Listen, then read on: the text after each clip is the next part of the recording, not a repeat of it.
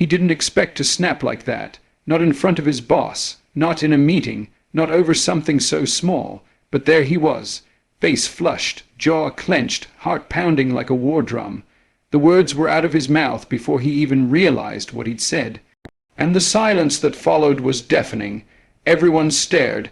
He'd lost control, again, and just like that, he knew he'd have to clean up another emotional mess. It wasn't the first time, and deep down, he feared it wouldn't be the last.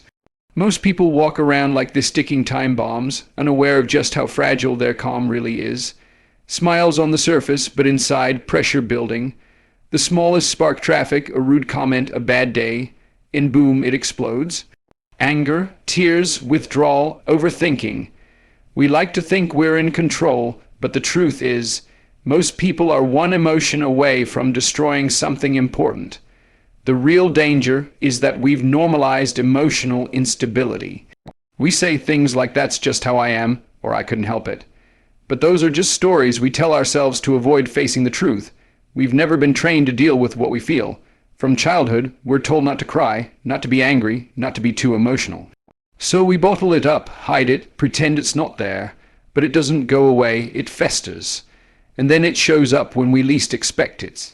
Napping at a loved one, quitting on a goal too soon, giving up on ourselves just because we feel overwhelmed for a moment. The irony is that emotions are not the enemy. They're signals, warnings, messages, but when we ignore them or drown in them, they start to control us. What separates those who rise from those who remain stuck is not talent, not intelligence, not even luck, it's emotional mastery. The ability to face a storm of chaos and still choose how you respond. Because that's what true strength is. Not in how loud you can shout, not in how much you can suppress, but in how consciously you can stand in your feelings without being swept away by them. But most people don't know this. They've never had anyone teach them, so they suffer, quietly, repeatedly. They let their emotions choose their words, their actions, their future, and then they wonder why they keep getting the same painful results. Imagine a person who gets defensive the moment someone disagrees. They lash out, justify themselves, build walls. Why? Because deep down, they fear being wrong means being weak. Now picture someone who, when criticized, feels crushed and carries that comment like a wound for days. Why? Because their sense of worth is tied to approval. These patterns are emotional traps, created not by what happens around us, but by how we interpret and react to it. And without awareness, we keep falling into them. Again and again, it takes work to break free, not the kind of work where you just read a motivational quote and feel better for a few minutes. No, real emotional mastery requires inner work, facing parts of yourself you've buried, unlearning reactions that once protected you, but now sabotage you, sitting with discomfort long enough to understand it instead of running from it. That's the battle most people avoid, because it's hard, because it's messy, but it's also the most liberating fight you will ever win. Because here's the truth. If you don't master your emotions, they will master you. And the cost, your relationships, your peace, your potential. Emotional reactivity ruins friendships, poisons careers, weakens discipline. How many dreams were lost because someone gave up in a moment of frustration? How many connections destroyed by pride, envy, fear? How many opportunities missed because someone let anxiety tell them they weren't ready? That's the power of emotion. Either you use it or it uses you. But it doesn't have to be that way. The first step is awareness. You can't change what you won't confront. You have to catch yourself in those critical seconds, when your heart rate spikes, when your jaw tightens, when the words are forming in your throat. And ask, what am I really feeling right now, and not what the world sees. Not what you want to pretend, but what's real. Is it anger, or is it hurt? Is it frustration, or fear? Is it sadness, or shame? This level of self-honesty is rare, and that's why emotional mastery is rare. But it's also what makes you unstoppable. When you can feel without folding, observe without reacting, and understand without judgment, you become powerful in a way that no outside force can shake. People will try to provoke you. Life will throw curveballs. Circumstances will get tough. but you'll no longer be at their mercy. You'll move with intention, not impulse. It's not about being perfect. You'll still get upset. You'll still feel pain. But those emotions will no longer drive your life. They'll become data, not dictators. You'll start asking better questions when you're emotional. Why is this triggering me? What's the story I'm telling myself right now? Is this reaction helping or hurting me? And in those questions, you'll find answers that change everything. There's nothing more dangerous than an uncontrolled mind, and nothing more powerful than a calm one. You've seen it in others, those people who walk into a room and don't need to say much, but their energy speaks volumes. They don't overreact. They don't get flustered. They listen, respond, and stand tall even when everything's falling apart. That's not luck. That's not natural talent. That's training, repetition, self-awareness. That's the result of someone who decided they would no longer be a slave to emotion. You can be that person, but only if you're willing to stop reacting and start reflecting. Only if you're brave enough to sit with the discomfort instead of distracting yourself from it. Only if you decide that your peace, your purpose, your power are worth more than temporary emotional relief. The world doesn't need more emotionally fragile people pretending to be strong. It needs people who are strong because they've been through the fire and learned how to walk through it without burning everything around them. This is your challenge, to be unshakable, not because nothing shakes you, but because you've trained your mind to stand anyway, to feel deeply and still act wisely, to be hurt and still choose compassion, to be triggered and still move with clarity. That's the real victory, and that's the foundation of every success you'll ever build. It starts now, with the decision to stop being ruled by what you feel and start ruling over it. Because if you can master your emotions, you can master your life. It doesn't take much to throw most people off balance. A small rejection, an unexpected delay, a moment of embarrassment, and suddenly they spiral. Their entire sense of calm vanishes. They start questioning themselves, doubting their worth, replaying the event over and over like a broken record. And the truth is, it's not the situation itself that breaks them. It's the emotional reaction that follows, the inability to step back and see things clearly, the lack of emotional tools to manage the surge of feelings that come rushing in. That's the real issue. Most people don't fall apart because of the world. They fall apart because no one ever showed them how to hold themselves together when it counts. From an early age, we're taught how to read, write, count, speak. We're taught how to pass exams, how to memorize formulas, how to meet expectations. But where is the training for handling pain? Where is the instruction for facing criticism without collapsing? Where is the roadmap for managing fear, doubt, jealousy, or insecurity? It's missing, completely absent, so when these emotions show up, and they always do, we are left unprepared. We either suppress them, letting them rot inside us like hidden wounds, or we explode, projecting them onto others in ways that damage trust and create more problems. Either way, we lose. The truth is, most people aren't emotionally broken. They're emotionally unequipped. They were never given the tools to hold their ground when emotions hit hard. They don't know how to sit with pain without letting it drive their behavior. They've never practiced the skill of being uncomfortable without rushing to fix or numb the feeling. So they reach for temporary relief, distraction, denial, escape. But none of those things bring lasting peace. They just delay the lesson, and what you don't face now will return later, louder and harder. Think about how often emotions dictate decisions. Someone feels anxious about failure, so they never try. Someone feels hurt by a friend, so they ghost them instead of talking it through. Someone feels jealous, so they sabotage the relationship. These aren't logical moves.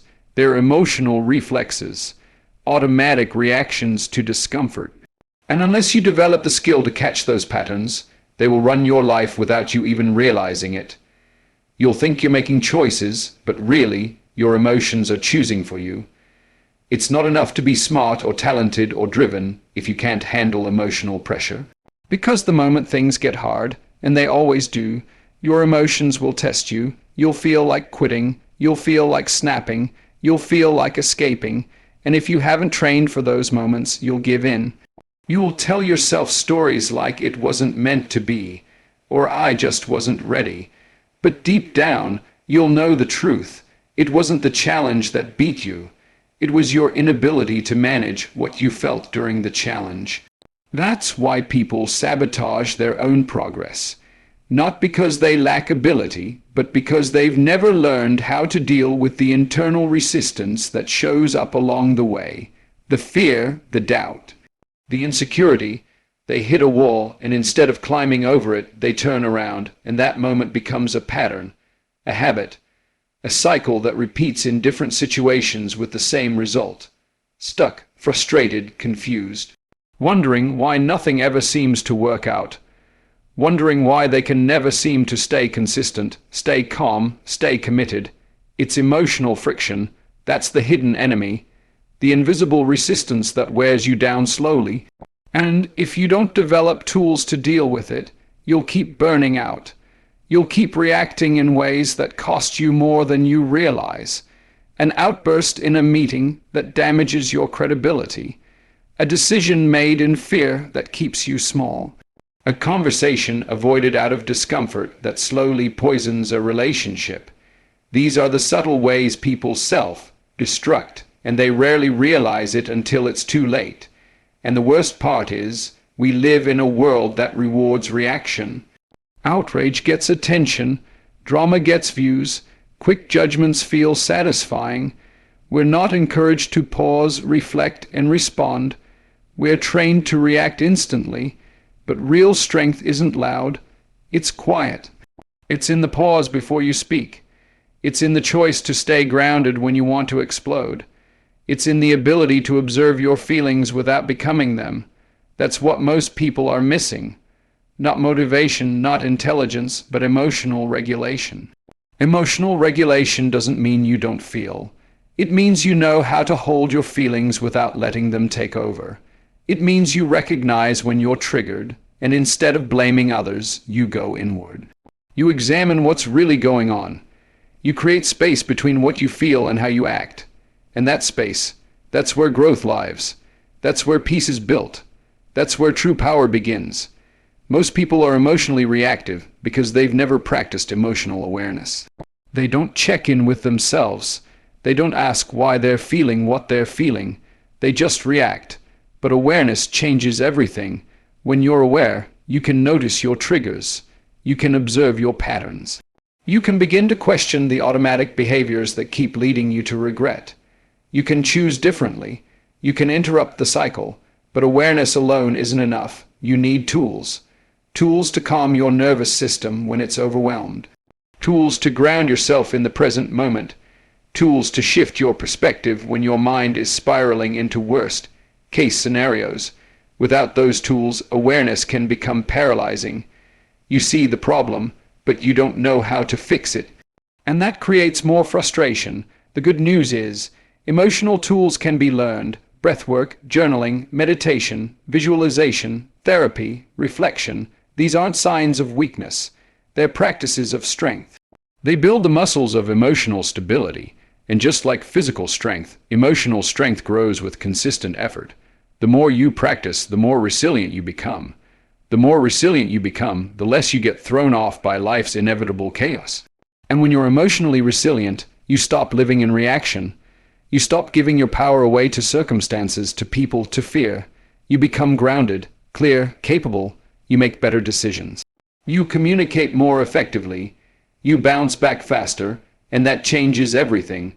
From how you show up at work, to how you handle stress, to how you build relationships, to how you pursue your goals. But the first step is realizing that emotional mastery is not optional. It's essential, because life will keep testing you. People will disappoint you, plans will fail, fear will come, and in those moments your emotional habits will determine your outcome. Will you rise or will you retreat? Will you hold your center or will you fall apart? The answer depends on the work you've done ahead of time, the emotional training you've committed to, the tools you've sharpened, the awareness you've built. Most people fail to stay calm not because they're weak, but because they're untrained. But now that you know this, you can change. You can become the exception. You can become someone who rises under pressure instead of breaking, who responds instead of reacts, who feels deeply but chooses wisely. That's the power that comes from mastering your emotions. And that's the foundation for everything else you want to build. They say time heals everything, but that's not the whole truth. Time doesn't heal what you refuse to face. Time only creates distance, not resolution. Most people walk around carrying emotional wounds they've never acknowledged, let alone healed, and those wounds, left unexamined, shape every part of their lives. They become filters, distortions, walls. You start seeing the world not as it is, but as your pain has colored it. A simple comment feels like an attack. A disagreement feels like abandonment. A delay feels like rejection. You start reacting to the past while pretending to live in the present. But underneath it all, you're stuck in patterns that were built years ago, based on pain you never processed. That's the trap. And what makes it worse is how well we hide it. People function, they smile, they go to work, they chase goals, but beneath the surface they're exhausted from pretending they're okay. They distract themselves with busyness, achievements, validation, anything to avoid the silence that might expose the truth. They're not at peace. They're just performing, carrying old pain with polished faces, looking strong but feeling fragile, and it shows in the little ways. The overreactions, the constant anxiety, the inability to trust, the relentless need to prove themselves. These aren't personality traits, they're symptoms, clues, signs that something inside needs attention. But because society praises performance, not healing, most people never pause long enough to do the real work. Healing is uncomfortable. That's why people avoid it. It asks you to stop numbing, to stop blaming, to stop hiding behind the mask. It demands honesty, the kind of honesty that exposes not just what others did to you, but how you've responded to that pain over the years. Maybe you shut down, maybe you built walls, maybe you lashed out. Maybe you became the very thing you hated. That kind of truth hurts, but it also sets you free. Because once you see the pattern, you can choose to break it. You can take responsibility, not for what happened to you, but for what you do next. And that's where power begins. That's where transformation starts. But most people aren't ready for that kind of power. They're still trapped in the illusion that their emotions are facts, that just because they feel worthless, they are, that just because they feel unloved, they must be, that just because they feel stuck, there's no way forward. Feelings are real, but they're not always accurate. They're signals, not instructions.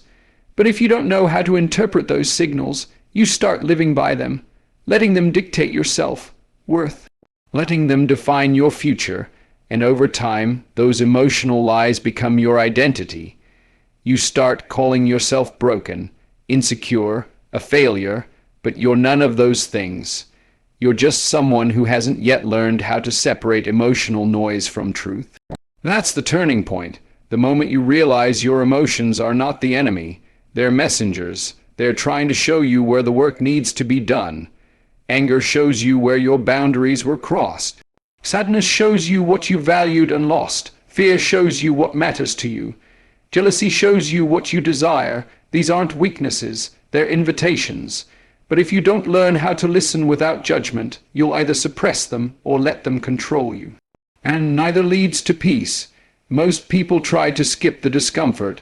They want healing without the hurt, growth without the stretch, mastery without the discipline. But emotional mastery is built through facing what others avoid. It's built in the silence of reflection, in the tears you finally allow yourself to cry, in the conversations you've been afraid to have, even with yourself. It's not pretty, it's not easy, but it's the only path to freedom. Because once you master your emotions, you stop being controlled by circumstances. You stop reacting to everything that moves. You start responding with clarity, even when everything around you is chaos. And clarity changes everything.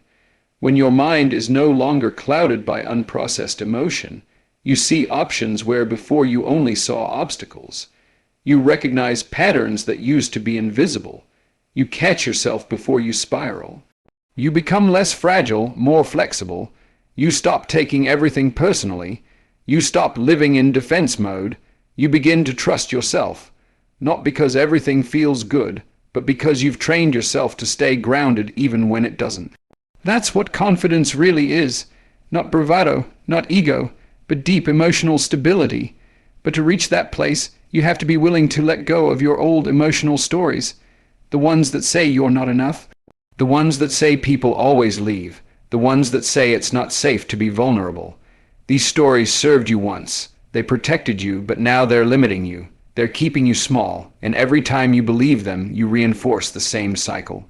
You prove them true, not because they are, but because you act in ways that make them so. That's the hard truth. Most people stay stuck not because they're trapped, but because they keep choosing the familiar pain over the unfamiliar peace. The known struggle over the unknown growth. Breaking free means stepping into emotional uncertainty. It means rewriting the script, and that's terrifying, because it means losing who you thought you were. But what you lose in identity, you gain in truth. You discover that you're not the fear, not the anger, not the pain. You're the one observing it, the one choosing what to do with it. That realization alone gives you power that most people never touch. Because they're too afraid to stop reacting, too afraid to pause, too afraid to feel.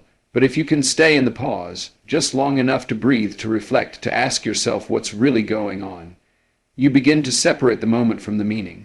You begin to respond, not out of the past, but out of the present. You begin to own your story instead of letting your story own you. That's emotional mastery, and it's not a finish line. It's a practice, a daily discipline, a choice, moment by moment, to feel deeply but not drown, to stay soft but never fragile, to remain open but not unprotected. And here's the beautiful part. The more you master your emotions, the more peace you begin to feel. Not because life gets easier, but because your responses become wiser. You stop fighting everything. You stop fearing your own feelings. You become grounded in a way that people can feel, even if they can't explain it. That kind of presence is rare. That kind of peace is powerful. And that kind of person, you, becomes unstoppable. Most people wait. They wait for peace to arrive before they take action. They wait to feel brave before they make a move. They wait for others to treat them right before they decide to feel worthy. But waiting is a trap. The truth is, emotional mastery is not something that shows up on its own. It's something you build deliberately, intentionally, through small, difficult choices every single day. It's not about being emotionless. It's about choosing your response when your emotions want to take over. And that choice doesn't appear out of nowhere. It comes from discipline, from practice, from having a vision of who you want to become that's stronger than the emotions trying to pull you off track. The greatest mistake people make when dealing with emotions is thinking they must obey them. As if feeling anger means you must act in rage. As if feeling fear means you must retreat. As if feeling sad means you must collapse. But the feeling is not the final word. It's just a signal. What you do with it is what shapes your life, and most never take control of that part. They wait for the feeling to pass or demand the world change so they can feel better. But the world doesn't work like that. You don't get peace from the outside in. You get it from the inside out. And that starts with choosing to take responsibility for your emotional state, even when you feel like blaming someone else for it. Responsibility doesn't mean fault. It means ownership. It means refusing to hand your power over to anyone or anything outside yourself. It means saying, I don't like what happened, I don't like how I feel, but I'm still responsible for how I show up. That's not weakness. That's power, because when you own your emotional response, no one can control you. They can try to push your buttons, but you've already disconnected the wiring. They can insult, ignore, reject, but your sense of self is no longer tied to their behavior. You've built it internally, and that kind of stability is rare. Most people crumble at the first sign of disapproval, but when you've trained yourself, that same moment becomes a test you pass instead of a trap you fall into. Emotional mastery requires clarity. Clarity about your triggers, clarity about your habits, clarity about your purpose. You need to know what throws you off and why. You need to understand your emotional defaults, the automatic reactions that sneak in when you're not fully present. Maybe you shut down, maybe you lash out, maybe you overthink, but once you see the pattern, you can interrupt it. You can create space, and in that space is the freedom to choose a different way, not because it's easy, but because it's necessary. If you want to be unshakable, you have to stop justifying the reactions that keep breaking you. There will always be moments that challenge you. Someone says the wrong thing. A plan falls apart. You feel criticized, dismissed, overlooked. The emotion rises before you can even think. But that's the point. The work must be done before the moment arrives. You don't rise in chaos by accident. You rise because you've trained in peace. You've rehearsed the pause. You've strengthened your awareness. You've practiced what to do with the fire before it burns. That's what emotional mastery really is: preparation, repetition, daily discipline. So when life throws its punches, you don't flinch. You don't break. You breathe, you observe, and you act from strength, not survival. Emotional mastery is built like muscle. You train it with reps. Each time you stay calm in discomfort, that's a rep. Each time you speak with clarity instead of reacting in anger, that's a rep. Each time you breathe instead of explode, reflect instead of blame, that's another rep. Most people quit the reps because the results aren't instant. But mastery isn't measured in moments. It's measured in consistency, in how often you choose to show up with intention even when it's hard, especially when it's hard, because that's when it counts. You don't learn control by avoiding emotion. You learn it by facing it and deciding that your values are stronger than your moods, that your vision is more important than your triggers, that who you're becoming matters more than how you feel in this one moment. That's maturity, that's leadership, and that's rare, because we live in a world that excuses emotional chaos, that says you're just being human. Every time someone explodes, yes, being human means feeling. But being powerful means directing those feelings, not drowning in them. Feeling deeply and still choosing wisely, that's strength. But here's the hidden truth. Mastering your emotions doesn't just change how you feel, it changes what you attract. It changes how people respond to you. When you're emotionally grounded, people trust you more. They open up. They follow your lead. They know that you're not going to lose it the moment pressure hits. You become an anchor in their storm, and that creates influence, not because you're loud, but because your calm speaks louder than noise ever could. Peace becomes your presence, and that presence shifts rooms. It diffuses tension, it raises standards, it inspires others to rise with you, and most importantly, it keeps you centered even when no one else is. That's what separates those who lead from those who follow. Not just talent, not just intelligence, but emotional control, the ability to feel everything but still remain grounded, the ability to lead yourself first, no matter what the world throws at you.